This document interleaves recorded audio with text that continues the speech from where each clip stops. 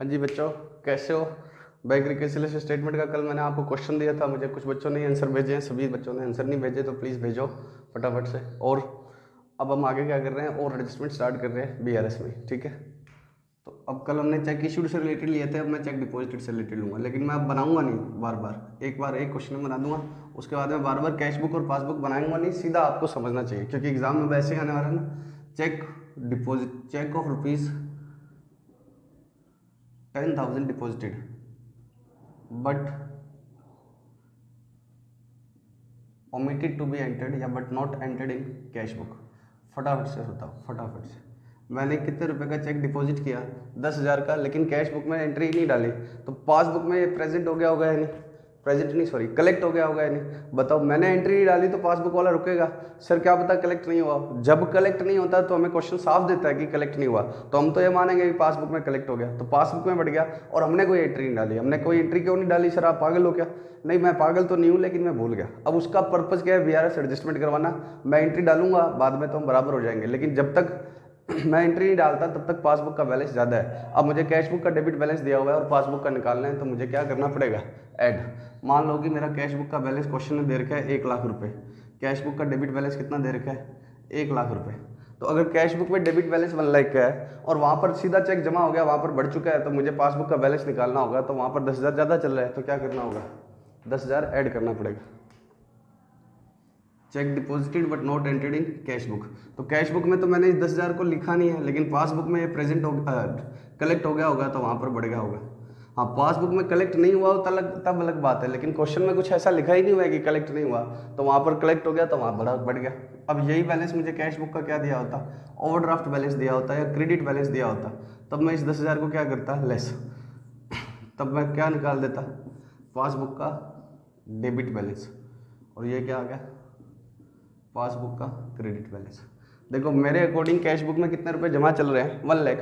मेरे according cash book में 1,00,000 जमा कर रहे हैं, वहाँ एक चेक जमा हो गया, तो वहाँ कितने जमा चल रहे होंगे? 1,10,000। तो पासबुक के क्रेडिट आने का मतलब क्या है? पासबुक में जमा चल रहे हैं। लेकिन अब इस पर आओ, कैश बुक का क्रेडिट बैलेंस है, कैश बुक का क्रेडिट बैलेंस मतलब ओवरड्राफ्ट। तो कैश बुक में ओवरड्राफ्ट चल रहा है कितने का? 1,00,000 का। तो कैश बुक में 1,00,000 का ओवरड्राफ्ट चल रहा है, इसका मतलब क्या है?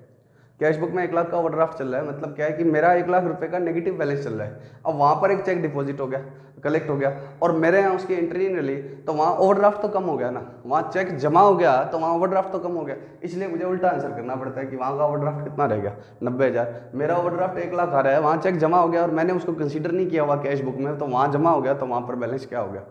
बढ़ गया। बैलेंस तो बढ़ गया, लेकिन ओवरड्राफ्ट के सेंस में सोचें तो ओवरड्राफ्ट क्या हो गया? कम हो गया। तो उल्टे आंसर करने होते हैं, इसलिए।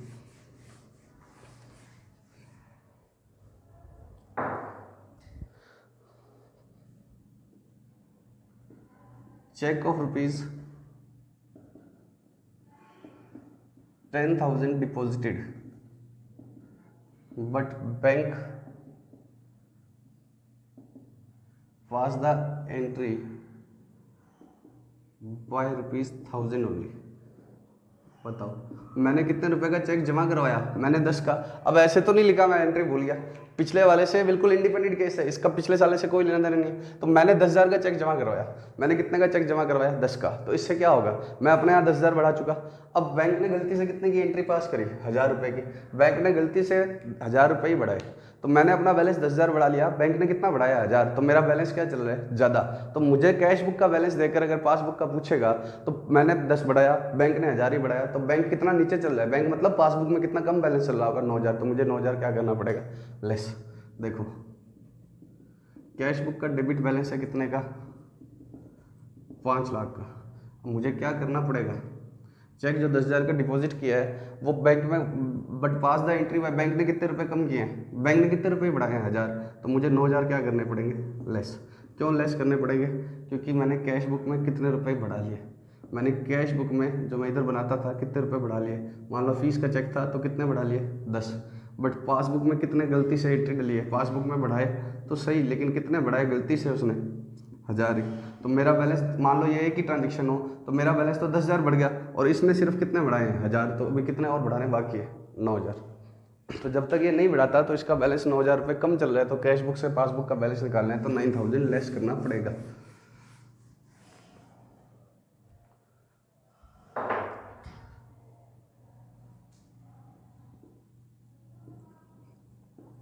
Cheque of ₹10,000 deposited but bank debited the customer. अब बताओ, चेक डिपॉजिट करना था बट बैंक ने मुझे क्या कर दिया, but bank debited the customer. मैंने कितने रुपए का चेक जमा करवाया, 10 का। मैंने कितने रुपए का चेक जमा करवाया, 10 का। तो ये है बैंक का बैलेंस, बैंक अकाउंट। मान लो मेरे कितने रुपए जमा करवाए थे, सबसे पहले 1 लाख, और फिर मैंने 10,000 का चेक और जमा करवा दिया, तो मेरा बैलेंस कितना आ गया, 1,10,000। मेरा बैलेंस कितना आ गया, 1,10। और पासबुक में बैलेंस बताओ कैसे चलेगा। सबसे पहले मैंने जो 1 लाख जमा करवाए थे वो तो 1 लाख यहाँ आ गए। अब जब मैंने 10 जमा करवाने थे तो बैंक ने भी जमा करने थे, बैंक के पास प्रेजेंट हुआ तो उसने गलती से डेबिट कर दिया।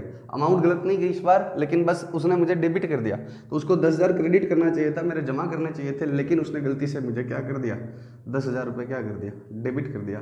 तो मेरा बैलेंस कितना रहेगा, 90,000। तो बताओ अब मेरा बैलेंस कितना नीचे पासबुक का बैलेंस कितना कम हो गया, पासबुक का बैलेंस 20,000 कम हो गया। 20 क्यों कम हो गया सर, 10 जोड़ने थे उसने नहीं जोड़े, तो 10 जोड़ने थे वो नहीं जोड़े, उल्टा 10 घटा और दिए। तो अब ये देखो, हम 1-1 लाख जमा करा के बराबर थे। मैंने कितना बढ़ा लिया, 10। मैंने चेक जमा कराते कितना बढ़ा लिया, 10। मैंने 10,000 बढ़ा लिया और पासबुक ने 10,000 गिरा लिया, तो अब पासबुक मुझसे कितनी नीचे होगी, 20,000। तो मुझे अगर कैश बुक का बैलेंस दे रखा है और पासबुक का पूछता है तो मुझे 20,000 क्या करना पड़ेगा, कम करना पड़ेगा। ये एग्जैक्टली जो एडजस्टमेंट्स है ये सारे के सारे किसके अपोजिट है, check issued but not presented वालों के अपोजिट एडजस्टमेंट है। तो इसलिए मैं इस पर ज़्यादा टाइम नहीं वेस्ट करना चाहता हूँ। आपका मुझे भरोसा आ गया, आपको पहले से कल वाली क्लास से लिंक कर लो तो ही समझ में आ जाएंगे। आपने चेक डिपॉजिट करते ही आपने अपना बैलेंस बढ़ा लिया, आपने जैसे ही चेक डिपॉजिट करा आपने अपना बैलेंस बढ़ा लिया। पासबुक वाले ने क्या किया, उल्टा कम कर लिया, तो कैश बुक का बैलेंस 20,000 रुपये ऊंचा हो गया। ये बराबर चल रहा था, ये 10,000 ऊंचा चला गया, ये 10,000 नीचे चला गया, तो पासबुक का बैलेंस 20,000 नीचे है। तो अगर आपको कैश बुक का जो भी बैलेंस दिया हुआ है उससे पासबुक तक पहुंचना है तो आपको 20,000 क्या करना पड़ेगा, लेस। तो इसका आंसर क्या आएगा, 20,000 लेस। ठीक है, अब हम आगे की बात स्टार्ट करते हैं। अब हम नई बात स्टार्ट करते हैं। ठीक है, एडजस्टमेंट चलते रहेंगे और एडजस्टमेंट्स एंडलेस बनाए जा सकते हैं। अब आपको कॉन्सेप्ट बिल्ड करना था, अब आप जितने मर्जी एडजस्टमेंट्स करो, हमें अपने आप से समझने लग जाओगे। और थोड़ी थोड़ी दिक्कतें आएगी तो वो हम क्या डाउट्स में आपके सोल्व कर देंगे। लेकिन मेन बात क्या होता है, समझना कि कर क्या रहा है, क्यों हो रहा है। उसके बाद में आप एडजस्टमेंट चाहे 1000 ला दो। अब सुनो मेरी बात को, कैश बुक का डेबिट बैलेंस दिया होता है आपको, आप जो भी प्लस माइनस कर आके लाते हैं, उसके बाद में फाइनल बैलेंस क्या आता है, पासबुक का क्रेडिट बैलेंस। ठीक है, और या फिर क्वेश्चन में क्या दिया होता है आपको, स्टार्टिंग पॉइंट कैश बुक का क्रेडिट बैलेंस। तो आपको जो प्लस सिखाया है वो माइनस करना है, जो माइनस सिखाया है वो प्लस करना है, और फिर आप फाइनल बैलेंस जो लाते हैं वो क्या लाते हैं, पासबुक का डेबिट बैलेंस। इतना मैंने आपको सिखाया अभी तक, इतना मैंने आपको सिखाया। भाई कैश बुक का कितना बैलेंस दिया होगा आपको, 1 लाख का मान लो डेबिट बैलेंस दिया हुआ है, और एडजस्टमेंट है डायरेक्ट डिपॉजिट कितने का, 10,000 का, पेमेंट अंडरस्टैंडिंग इंस्ट्रक्शन 5,000 का। तो आप क्या कहते हो, हमारा बैलेंस 1 लाख है, वहाँ डायरेक्ट डिपॉजिट है, वहाँ बढ़ गया तो हमारा भी हमारा कम चल रहा है तो 10 ऐड करेंगे, वहाँ कम हो गया स्टैंडिंग इंस्ट्रक्शन तो क्या करेंगे, लेस। तो ये कितना आ जाएगा, 1,05,000। और ये पासबुक का कौन सा बैलेंस लिख देते हो आप, क्रेडिट बैलेंस।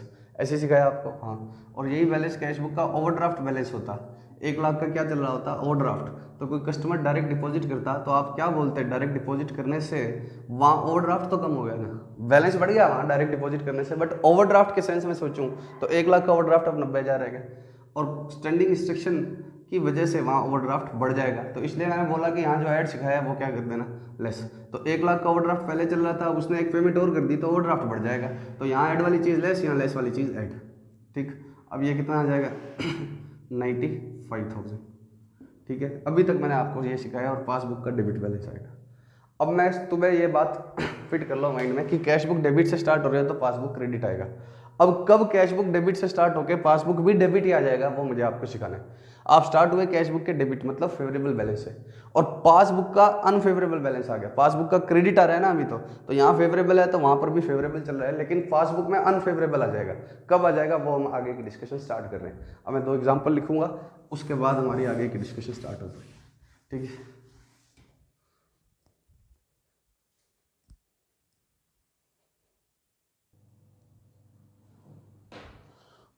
सुनो बच्चों, बहुत ध्यान से सुनना मेरी बात को। मैंने बैंक में कितने रुपए जमा करवाए? 10,000। बैंक टू कैश कितने रुपए जमा करवाए? 10,000।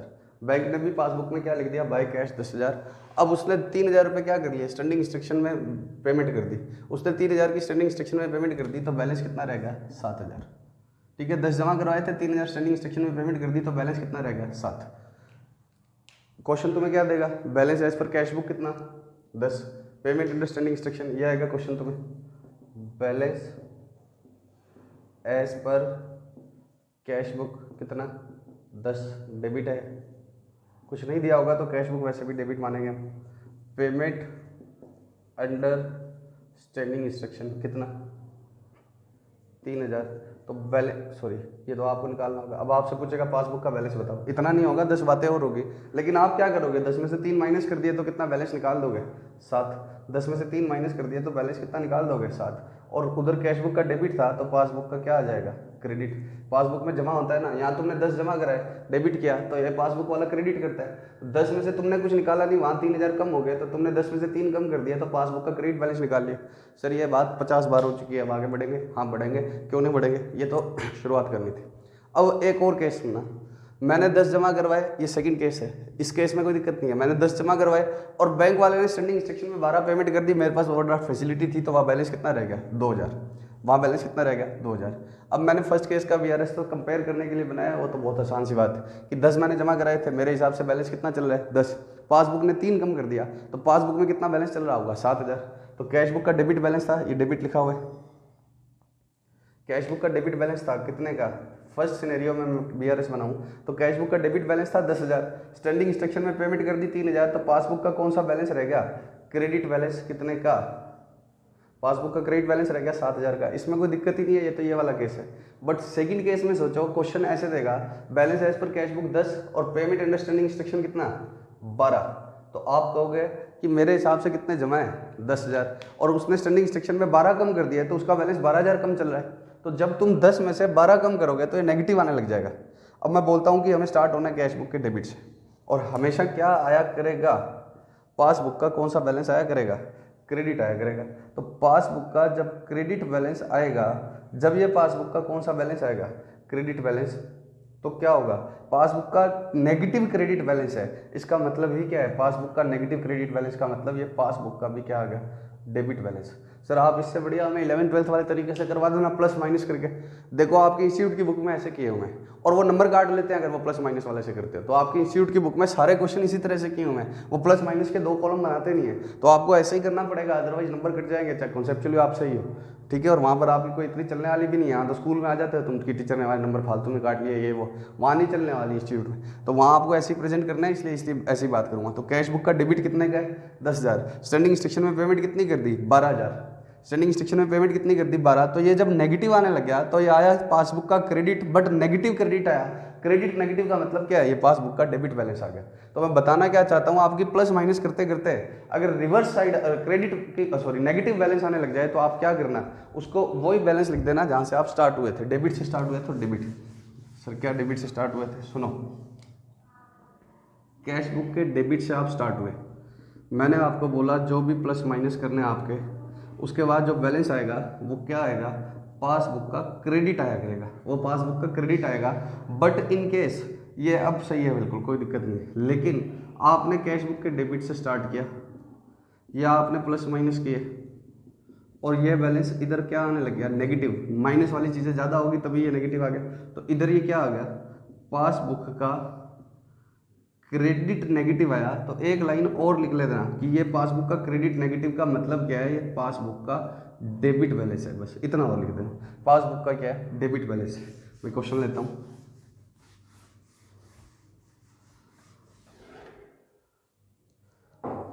अब वो क्वेश्चन एग्जाम में आया है, ठीक है। Balance as per cash book, cash book का बैलेंस है 1 लाख, कुछ नहीं लिखा होता तो ये डेबिट बैलेंस है। Direct deposit by customer 4,000, cheque issued but not presented 3,000, cheque deposited but not कल, या इसको छोड़ो चलो, या इसी को ले लो। चलो, check deposited but not collected 12,000। BRS बनाओ। आप आंसर कैसे स्टार्ट करोगे? आंसर लिखोगे सबसे पहले balance as per cash book debit, ऊपर लिख दोगे bank reconciliation statement of mister फलाना ढिमकाना, जो भी नाम दिया हुआ है ए बी जो भी नाम दिया हुआ है, bank reconciliation statement, cash book का balance as per cash book debit 1 lakh. Direct deposit को कुछ नहीं दिया तो डेबिट मानते हैं कैश बुक का बैलेंस, ठीक है। डायरेक्ट डिपॉजिट बाय कस्टमर 4,000 क्या करोगे? Add. Check issued but not presented, इसको भी क्या करेंगे? Add. Check deposited but not collected, इसको क्या करते हैं? लेस, क्योंकि हमने अपना बैलेंस बढ़ा लिया, वहाँ बढ़ा नहीं है तो हमें लेस करना पड़ता है। तो ये आंसर आ गया तुम्हारा पासबुक का क्रेडिट बैलेंस। कितने का? 7 जोड़कर 12 घटाना है, तो कितना घटाना है? 95। ऐसे ही करा करो तुम, है ना, 4 जोड़ते हो 3 जोड़ते हो, देखो कितना जोड़ना है? 7 ऐड करना है और 12 क्या करना है? लेस करना है। तो 5 लेस करना है, तो 1 लाख में से 5 लेस कर दे, ठीक। अब मैं इसी क्वेश्चन को रिवाइज करता हूँ। ये भी यही है, ये भी यही है, सब चीज़ें यही है, बस ये 1,12,000। Check deposited but not collected क्या है? 1,12,000। तब आप आंसर कैसे बनाओगे? कैश बुक का डेबिट बैलेंस कितने का है? 1 लाख का। Direct deposit by customer 4,000 add कर दोगे। Check issued but not presented 3,000 क्या कर दोगे? सॉरी, ऐड कर दोगे ये भी। और check deposited but not collected कितना माइनस करोगे? 1,12,000। तो ये 1,07,000 हुआ और माइनस हो गया 1,12। तो 1,7 में से 1,12 माइनस करूंगा तो ये 5,000 क्या आ गया? पासबुक का बैलेंस आ गया। अब यहाँ डेबिट है तो मुझे यहाँ लिखना है क्रेडिट, और ये कौन सा बैलेंस आ गया? नेगेटिव बैलेंस आ गया। तो ये पासबुक में क्रेडिट नेगेटिव थोड़ी लिखोगे आप, ऐसे लिखोगे कि ये बैलेंस पासबुक का क्या है? डेबिट। तो आपने अपनी वर्किंग तो कर ली और पासबुक का क्रेडिट निकाल दिया, लेकिन अब आगे एक लाइन और लिखनी पड़ेगी। It means this is balance as per passbook में कौन सा बैलेंस चल रहा है? डेबिट ही चल रहा है, 5,000। तो ये प्लस माइनस, अब मैं फाइनल एग्जाम के लिए कंक्लूड करूँ, यहाँ starting point cash book debit है तो इधर क्या आ जाएगा? Passbook credit. Cash book debit है तो पासबुक क्रेडिट। बट ये नेगेटिव आ जाए तो एक लाइन और लिखना कि पासबुक क्रेडिट डेबिट का, क्रेडिट नेगेटिव का मतलब क्या होता है? Passbook debit. तो एक लाइन और लिख देना कि ये पासबुक का कौन सा बैलेंस बन गया? डेबिट बैलेंस बन गया।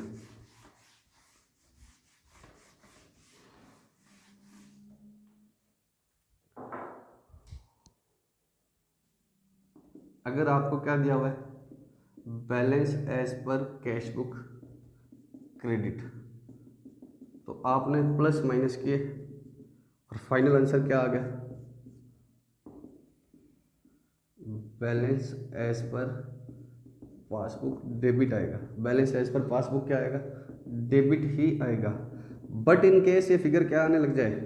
नेगेटिव आने लग जाए। ये फिगर नेगेटिव आने लग जाए तो इसका मतलब क्या है? ये पासबुक का कौन सा बैलेंस है? क्रेडिट। तो एक लाइन और लिख देना, नेगेटिव आ जाए तो balance as per passbook debit negative का मतलब क्या है? Balance as per passbook credit आएगा। तो एक लाइन एक्स्ट्रा लिखनी पड़ेगी, बस आपको इतना करना पड़ेगा। सर हम प्लस माइनस से कर लेंगे। देखो मुझे, तुम्हें आता है प्लस माइनस तो मान के चलो कि मुझे भी आता होगा, लेकिन प्रॉब्लम क्या है? ICAI परमिट नहीं करता। ICAI मतलब institute of chartered accountants of India. उनकी बुक में जैसे सोल्व किए हैं मुझे वैसे ही करने पड़ेंगे। सुनो, और नंबर कटते हैं, हमने कॉपियाँ मंगवा के देखी हुई है कि बच्चों के नंबर काट दिए जाते हैं अगर प्रेजेंटेशन उनके हिसाब से ना हो तो, ठीक। अब सुनो, मैं नया एडजस्टमेंट लिख रहा हूँ, कॉन्सेप्ट की कोई बात नहीं कर रहे हैं, आप बताना मुझे। Debit balance of cash book was carried forward as credit balance. Amount कितनी थी? 5,000। अमाउंट कितनी थी? 5,000। कैश बुक का डेबिट बैलेंस था जिसको मैंने कैसे कैरी फॉरवर्ड कर लिया? क्रेडिट बैलेंस मान के 5,000। Debit balance of cash book was carried forward as credit balance 5,000। बताओ क्या आंसर होगा? क्या आंसर होगा बताओ? आइडिया लेस, सोच के बताओ आराम से, सोच लिया? अब देखो मैच करना क्या होगा। पहले तो आंसर सुन लो, 10,000 क्या होगा? लेस। पहले तो आंसर सुन लो, क्या होगा? 10,000 लेस। अब समझना क्या किया है आपने। मेरे कैश बुक का बैलेंस था, मैंने बैंक में रुपए जमा करवाए थे, पहले 1 लाख, सॉरी पहले 2, फिर मैंने कितने जमा करवाए? 2, फिर मैंने कितने जमा करवाए? 1। अब मेरा पेज भर गया, तो इधर कितने बैलेंस रह गए 5000। और अगली बार इसको सही कैरी फॉरवर्ड करता तो यहाँ कितना लिखना चाहिए था मुझे बैलेंस 5000, ठीक है। और मान लो अगले महीने 25 और जमा करवा दिए, तो मेरा बैलेंस कितना चल रहा होगा बैंक में? बैंक में तो 30 चल रहा होगा ना, बैंक में तो बिल्कुल सही चल रहा है। मैंने 2 2 2 1 5 5 को मैंने आगे कैरी फॉरवर्ड करूंगा, तो मेरा पेज भर गया, तो मैं अगले पेज पर क्या लिखूंगा? 5000 डेबिट था, तो अगले पेज पर 5000 डेबिट मेरे पहले से जमा चल रहे हैं, 25 ये और जमा हो गए। तो बैंक में तो ऐसे ही चल रहा है ना, बैंक में गलती थोड़ी की है। बैंक में लो मैं बना के दिखा देता हूँ पासबुक। बैंक ने क्या किया होगा? बाय कैश 2, पहले बताओ दिख रहा है क्या? थोड़ा सा, बैंक ने बाय कैश 2, फिर वापस से क्या लिखा बैंक ने? बाय कैश 2, फिर वापस से क्या लिखा बैंक ने? बाय कैश 1000, फिर क्या लिखा? By cash 25। बैंक का बैलेंस कितना? सर बैंक का भी तो पेज भर गया, क्यों? मेरे बराबर है क्या बैंक का और मेरा पेज? लाइक बैंक में पेज भरे, मेरा पेज भरे, जुड़वा थोड़ी चल रहा है कोई, तो उसका नहीं भरा, उसने एक साथ करे 2 2 4 और 1 5 और 25 30,000। तो बैंक के अकॉर्डिंग तो बैलेंस 30,000 चल रहा है, तो सर आपका भी तो 30 चल रहा है। ये तो समझाने के लिए सही बनाया मैंने, आपने ऐसा किया नहीं ना। आपने इस डेबिट बैलेंस को कैसे कैरी फॉरवर्ड कर लिया? क्रेडिट बैलेंस मानकर। ये तो सही किया है, जो हुआ होगा होना चाहिए था, लेकिन आपने किया बताऊँ क्या है? आपने अपनी कैश बुक में जब यहाँ से 5 ही कैरी फॉरवर्ड किया, तो इसको किस साइड में लिख लिया? बाय साइड में लिख लिया आपने। ये 5000 जो यहाँ लिखना चाहिए था सही सही, वो आपने यहाँ लिख लिया बाय साइड। अब फिर बताओ आपने कितने रुपए जमा कराए? मान लो 25,000 रुपये जमा कराए, तो आपका बैलेंस कितना आने लग जाएगा? 20,000। क्यों? क्योंकि आपका पहले से क्रेडिट हो गया 5,000 रुपये का बैलेंस। तो जो 5,000 रुपये इस 25 में जुड़ के 30 आना चाहिए था बैलेंस। पासबुक में तो सारा 30 चल रहा है ना, 2 2 2 1 25 जमा हो गया, टोटल कितने हुए? 30। अब आपके 5 जमा थे, 25 और जमा होते तो आपका भी 30 होता, बट आपने 5 जमा की बजाय 5 ओवरड्राफ्ट मान लिया। स्टार्टिंग ही कहाँ से कर दी? ओवरड्राफ्ट। तो 25 में से 5 घट के कितना रह गया? 20। तो आपका 5000 जो रिसीट साइड में लिखा जाना चाहिए था, रिसीट या फेवरेबल साइड में, इस साइड में लिखना चाहिए था, वो यहाँ नहीं लिखने से ही आपका बैलेंस कितना कम हो गया? 5। यहाँ नहीं लिखने से ही कितना कम हो गया? 5। मान लो मैं ये ना भी लिखता तो भी मेरा बैलेंस, ये वाला ना लिखता तो भी मेरा बैलेंस कितना आता? 25। तो आपने डेबिट साइड में ना लिखने से ही आपका बैलेंस कितना कम हो गया? 5। अब आप उल्टा उसको क्रेडिट में और लिख दिया, मतलब घटा और दिया। 25 में से 5 जोड़ के, 25 में 5 जोड़ के 30 निकालना था, तो 5 नहीं जोड़ा तो कोई बात नहीं, 25 रह जाता, लेकिन 5 घटा और दिया तो कितना हो गया? 20। तो आपका बैलेंस डबल अमाउंट से कम हो गया। आपको कोई चीज़ डेबिट में लिखनी थी, नहीं लिखी तो उतना कम हो गया, लेकिन डेबिट में ना लिखने उल्टी साइड में क्रेडिट में और लिख दी तो उतना कम हो गया, डबल कम हो गया, डबल कम हो गया। क्योंकि 5000 तो आप यहाँ लिखते और 25 और 5 मिलकर कितने होते? 30। आपने ये 5 ही नहीं लिखा होता, सिर्फ 5 लिखा नहीं होता तो ये बैलेंस रह जाता 25, लेकिन आपने लिखा है अपोजिट में और लिख दिया। तो 25 में 5 जोड़ के 30 निकालना था, आपने 25 में से 5 घटा दिया तो आपका बैलेंस 20 रह गया, और वहाँ कितना बैलेंस चल रहा है? 30। तो वहाँ पर तो 5 जमा हुआ। अब ये ऐसे समझो कि वहाँ पर तो 5 जमा होने की एंट्री हुई है, और आपने 5 ना जमा होने की एंट्री तो करी होती, तब तो 5 का ही फर्क रहता, लेकिन आपने उल्टा 5 बाय साइड में और लिख दिया, क्रेडिट साइड में और लिख दिया, घटा और दिया। तो आपका 10,000 रुपये का बैलेंस क्या हो गया? पासबुक से नीचे चला गया। क्यों? क्योंकि आपने बैंक में जमा कराए 5, वहाँ 5 जमा हो गए, और आपने क्या करा? इस 5 जमा हुए को क्या मान लिया? 5 ओवरड्राफ्ट मान लिया। जो यहाँ लिखना चाहिए था वो यहाँ नहीं लिखा, इस वजह से 25 रह गया, वहाँ 30 हो गया, और यहाँ ना लिखकर उल्टा घटा और दिया, तो आपका बैलेंस डबल अमाउंट से क्या हो चुका है? कम। तो आपको पासबुक के बराबर पहुँचना है, तो कैश बुक अगर स्टार्टिंग पॉइंट है 20, तो वहाँ पहुँचना है, तो आपको 10,000 क्या करना पड़ेगा? ऐड। डेबिट मतलब पॉजिटिव साइड, तो डेबिट बैलेंस को आपने क्रेडिट मान लिया, सिंपल सी बात है। आपने डेबिट बैलेंस को क्या मान लिया? क्रेडिट मान लिया। तो आपने डेबिट बैलेंस जो था वो आपके रिसीट्स थी, आपने उसको पेमेंट मान ली, तो आपका बैलेंस डबल अमाउंट से कम हो गया ना। डबल अमाउंट से क्यों कम हो गया? एक तो रिसीट्स में जुड़ा नहीं, बैंक ने जोड़ दिया, वो फर्क आ गया, और दूसरा आपने काट और दिया, तो बैंक में कटा तो वही। तो अब आपने जोड़ा नहीं, बैंक ने जोड़ा, वो बढ़ गया, और उल्टा आपने काट दिया, तो आप डबल अमाउंट से नीचे रह गए। तो आपको बराबर आने के लिए डबल अमाउंट से क्या करना पड़ेगा? ऐड।